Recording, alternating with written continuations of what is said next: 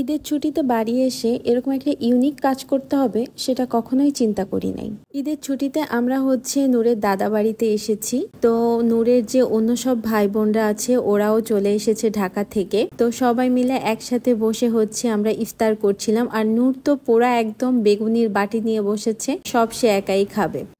ইফতার শেষ করে আমরা সবাই বসেছি। তো এই মুহূর্তে নূরের নান মানে আমার শাশুড়ির পায়ে অনেক ব্যথা করতেছিল। তো মা এই মেশিনটা দিয়ে পা ম্যাসাজ করতেছিল। তো নূরের তো এটা সহ্য হলো না, নূর নিয়ে তার নিজের পায়ে ম্যাসাজ করতেছে। মিষ্টি আলু খেতে আমি অনেক পছন্দ করি। তো আপাকে বললাম যে আপা কাঁচা মিষ্টি আলু আছে, তুমি সিদ্ধ করো। তো আপা সিদ্ধ না করে এইভাবে তাওয়ার উপর দিয়ে ঢেকে রেখেছিল। মানে চুলা, আমাদের যেহেতু লাকড়ির চুলায় রান্না হয়, তো রান্নার পরে তাওয়ার উপর দিয়ে এটা ঢেকে রাখছিল। মাটির চুলায় পুরালে যেরকম মানে একটা ফ্লেভার আসে না, মিষ্টি হয়ে যায় আলুটা, সেরকম একদম সুন্দর হয়েছিল। আবার মাটিতে পোড়ার বা ছাইয়ের কোনো মানে অংশ লাগে নাই।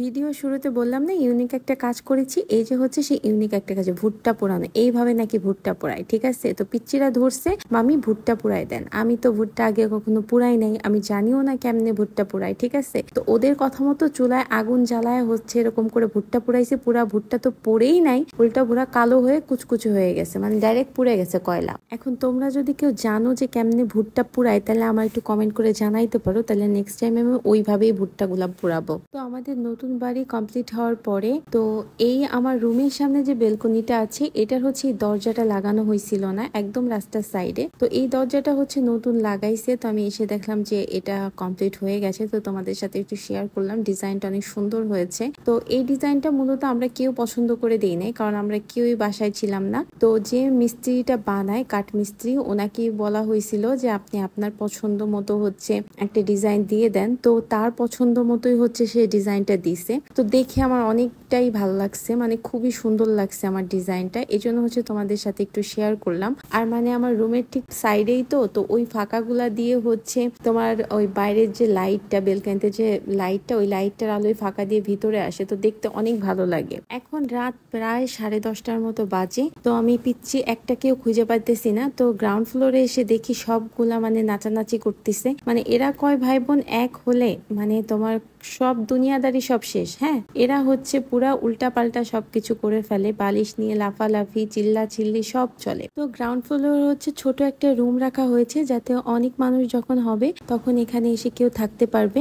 আর গ্রাউন্ড ফ্লোরের ফার্নিচার গুলো এখনো বানানো হয়নি, পুরোটাই ড্রয়িং রুম হবে। তো সেক্ষেত্রে আমাদের পুরনো বাড়িতে যেসব ফার্নিচার গুলো ছিল সেগুলো এখানে এনে আপাতত রাখা হয়েছে, কিন্তু নতুন ফার্নিচার গুলো এখনো বানানো হয়নি। বানানো হলে হয়তো তোমাদের একটা হোম ট্যুর করাবো তখন। এই তো পরের দিন আমরা মুস্কানের নানান বাসায় আসছি, মানে আমার বাবার বাড়ি। আর এই যে খেলনাগুলা দেখছো, এগুলো মুস্কানের ছোটবেলার খেলনা। আম্মু খুবই যত্ন করে ধুয়ে রেখে দিয়েছিল। তো নূর আসলে নূরকে বের করে দিছে, আর নূর বড় আপনের খেলনা দিয়ে খেলতেছে। তো অনেক খুশি হয়েছে, নতুন কিছু পেলে বাচ্চারা ওটা নিয়ে অনেকক্ষণ খেলে। আর এই খেলনাটা ওর অনেক পছন্দ হয়েছে, যেটা বুঝলাম। সব খেলনা নিয়েও এতক্ষণ খেলে না, এটা নিয়ে যতক্ষণ খেললো। তো সবাই বলেন যে নূরের এত বড় চুল, বেঁধে দাও না কেন, বেঁধে দাও না কেন। তো এই যে দেখেন আমি কেন বেঁধে দেই না। আমি অবশ্য বেঁধে দেই, ঠিক আছে, কিন্তু সে বাধা রাখে না। সে আস্তে করে সুযোগ বুঝে চুলটা টেনে খুলে ফেলে। এখন সে কেন খুলে ফেলে এটা আমি জানি না, তবে সে চুল বাঁধা থাকলেই টেনে খুলে ফেলে। তো আমরা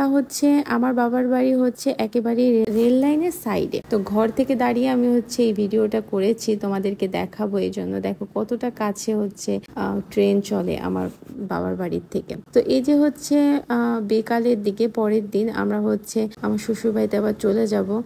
কালকে ঈদ। তো এই যে আমার ছোট ভাই প্রান্ত, ও আমাদের বাসায় দিয়ে আসবে। খামোখা অযথা ভাগ্নিকে চশমা পরানোর বৃথা চেষ্টা করতেছে সে। তো আজকের ব্লগটা এখানেই শেষ করছি, নেক্সট ব্লগে দেখা হচ্ছে। আল্লাহ হাফেজ।